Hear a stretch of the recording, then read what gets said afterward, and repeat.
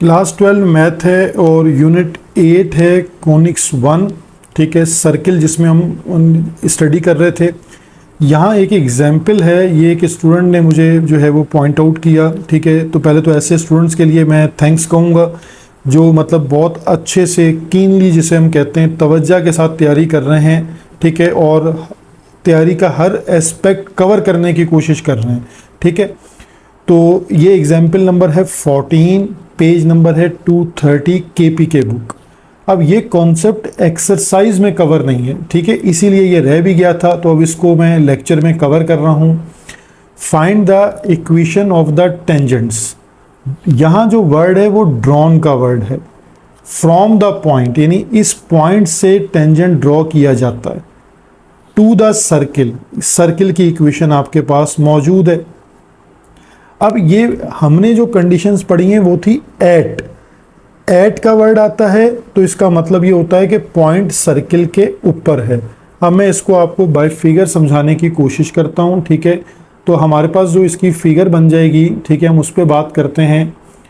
अब हम पहले तो एक सर्किल कंसीडर कर लेते हैं। ठीक है, ये हमारे पास एक सर्किल बन जाएगा। ठीक है, अब इस सर्किल में हमने टेंजेंट को ड्रॉ करना है। ठीक है, तो टेंजेंट ड्रॉ करते हैं। अब अपना टेंजेंट एक ऐसी लाइन होती है जो सर्किल को किसी एक पॉइंट पर टच करती है। ठीक है, तो अब हम उसको, ये हमने एक टेंजेंट लाइन जो है वो ड्रॉ कर ली। ठीक है, यहाँ से आपको कॉन्सेप्ट जो है वो जल्दी से पिक हो जाएगा।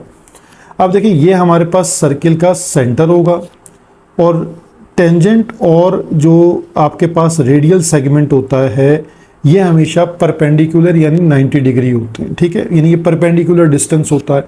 अगर हम सर्किल की जो गिवन इक्वेशन है उस पर फोकस करें पहले, जो गिवन सर्किल है, ठीक है, तो यहाँ पर ये है x square plus y square equal to 16।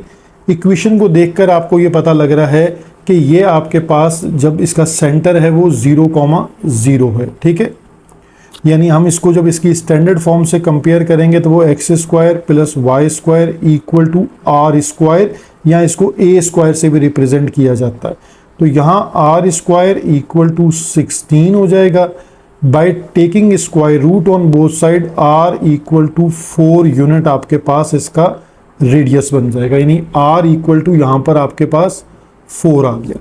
देखिए, जब एट की कंडीशन होती है तो हम ये वाला पॉइंट कंसीडर करते हैं x, y। ये लाइन जो है वो इस पॉइंट पर टेंजेंट है सर्किल के साथ, लेकिन अभी ड्रॉ का वर्ड आ रहा है। ड्रॉन का मतलब ये है कि आपके पास जो गिवन पॉइंट है वो आउटसाइड द सर्किल है, यानी 6,4। तो यहाँ पर आप वो टेक्निक यूज़ नहीं कर सकते कि आप सर्किल की इक्वेशन का डिफ्रेंशिएट करें और उसमें वो पॉइंट पुट करें और स्लोप पॉइंट फॉर्म से इक्वेशन ऑफ टेंजेंट बना लें। ये ड्रॉन और एट की कंडीशन का फ़र्क जहन में बिठा लें। एट के लिए वही मेथड है जो आप प्रीवियसली यूज़ कर रहे हैं। ड्रॉन का मतलब है कि वो पॉइंट आपको गिवन ही नहीं है जहां लाइन टेंजेंट है। ये पॉइंट तो आपके पास अननोन पॉइंट है। ठीक है, ये पॉइंट तो आपके पास गिवन है ही नहीं। तो अब आप यहाँ पे क्या करेंगे, नहीं, जो हमारे पास अब इक्वेशन ऑफ टेंजेंट है इसको आप जहन में रखेंगे। टेंजेंट एक स्ट्रेट लाइन होती है और ये y equal to mx plus C, ये स्ट्रेट लाइन की इक्वेशन यहाँ जो रिक्वायर्ड इक्वेशन ऑफ टेंजेंट है। लेकिन क्योंकि हमने सी की जो है, मैं आपको ऑलरेडी लेक्चर्स में ये ब्रीफ कर चुका हूँ कि अगर सर्किल है तो सर्किल के लिए जो सी है वो आपके पास plus minus a under root 1 plus m square. ठीक है, ये कंडीशन ऑफ टेंजेंसी कहलाती है। इसी इक्वेशन को आप c equal two plus minus a की जगह हम r रेडियस पुट करते हैं 1 प्लस m स्क्वायर। तो आपको ये कंडीशन है और r आप क्योंकि निकाल चुके हैं तो plus minus 4 under root 1 plus m square. ठीक है, ये आपके पास जो कंडीशन ऑफ टेंजेंसी के अकॉर्डिंग आप जब ये कंडीशन पुट करेंगे तो y equal to mx plus minus 4 under root 1 plus m square. ठीक है, ये आपके पास इसकी टेंजेंट की रिक्वायर्ड इक्वेशन है। लेकिन मसला ये है कि अब आपको m कैसे फाइंड आउट करना है। तो अब हम जो पॉइंट हमारे पास गिवन है जहाँ से टेंजेंट ड्रॉ की जाती है वो x कॉमा वाई आपके पास है 6,4। तो अब हम इसको पुट करेंगे और ये सिंप्लीफाई करेंगे।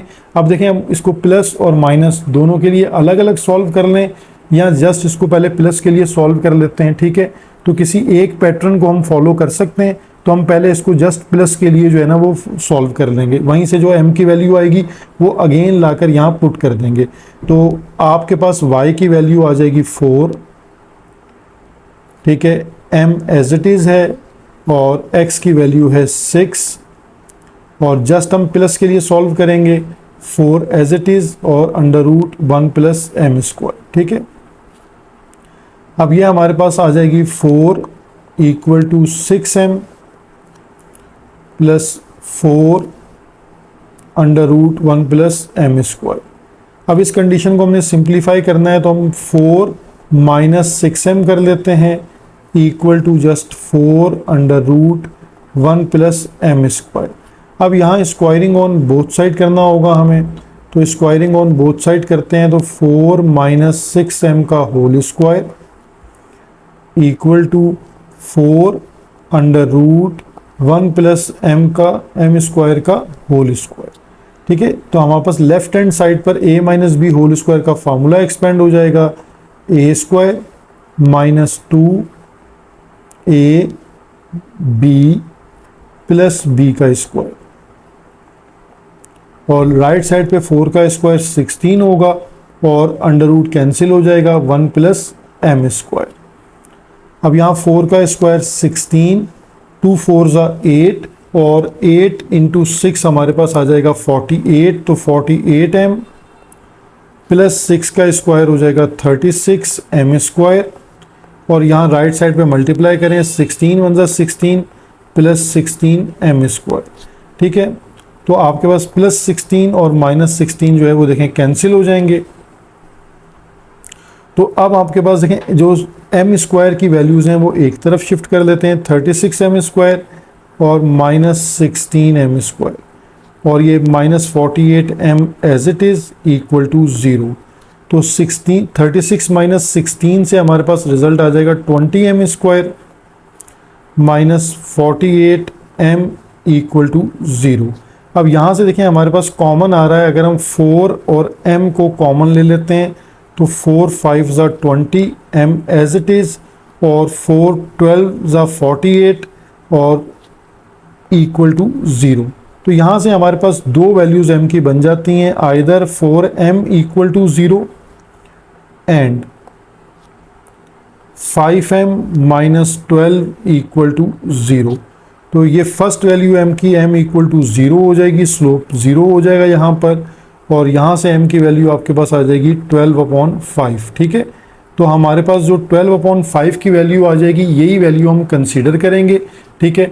तो हम m की जो है वो दो वैल्यूज़ जो हैं वो अलग अलग भी पुट कर सकते हैं, यानी हम 0 भी पुट कर लें और 12/5 भी पुट कर लें। तो जो हमारे पास अपनी मेन इक्वेशन बनाई थी हमने, required equation of tangent, equation number 1, पहले हम उसको लिख लेते हैं, ठीक है। वो हमारे पास इक्वेशन है y equal to mx plus minus 4 और अंडर रूट हमारे पास है 1 प्लस एम स्क्वायर, ठीक है। यहाँ हम इसमें वैल्यूज़ को पुट कर सकते हैं, यानी पहले हम m इक्वल टू 0 को पुट कर देते हैं, ठीक है। यहाँ से इसकी वैल्यू कंसीडर कर लेते हैं कि ये क्या आएगी, तो ये y इक्वल टू m0 और x as it is plus minus 4 as it is और 1 प्लस 0 स्क्वायर, ठीक है। तो यहाँ जस्ट आपके पास y equal two plus minus 4, ठीक है। ये आपके पास एक रिज़ल्ट इसका आ गया जब आपके पास m की वैल्यू 0 थी और दोबारा आप इसमें m की वैल्यू को 12/5 पुट कर लें, ठीक है। तो y इक्वल टू m आ गया 12/5 x plus minus 4 as it is और अंडर रूट में आपके पास 1 प्लस 12/5 का स्क्वायर आ जाएगा, ठीक है। तो इस कंडीशन को सिंप्लीफाई कर लें तो 12/5x एज इट इज़ है और प्लस माइनस, अब हम इस चीज़ को बाय कैलकुलेटर सॉल्व कर लेते हैं, ठीक है। तो हमारे पास जो है वो पहले अंडर रूट की कंडीशन है, अंडर रूट में हमारे पास 1 है प्लस और फिर हमारे पास जो है वो फ्रैक्शन में 12/5 का स्क्वायर बन जाएगा। ठीक है, तो ये कंडीशन हम कंप्लीटली सॉल्व कर सकते हैं with the help of calculator. तो ये 52/5 इसका आंसर आ जाएगा। तो इसको भी हम फर्दर सॉल्व कर सकते हैं बाय एलसीएम लेकर, और इसको हम यहाँ पर भी ड्रॉप कर सकते हैं। ठीक है, तो ये हमारे पास इसके दो आंसर या दो इक्वेशन जो हैं वो कंसीडर हो जाएंगी कि y एक पॉजिटिव हो गया और y एक नेगेटिव हो गया। ठीक है, तो यानी आप इसको अगर एलसीएम लेके फर्दर सॉल्व करना चाहें तो ये आपके पास कंडीशन 5 इसका एलसीएम आ जाएगा और 12x प्लस माइनस 52, देन आप 5 को मल्टीप्लाई कर सकते हैं, 5y इक्वल टू 12x और प्लस माइनस 52। तो आप किसी एक पॉइंट तक भी अपना आंसर जो है वो एंड कर सकते हैं।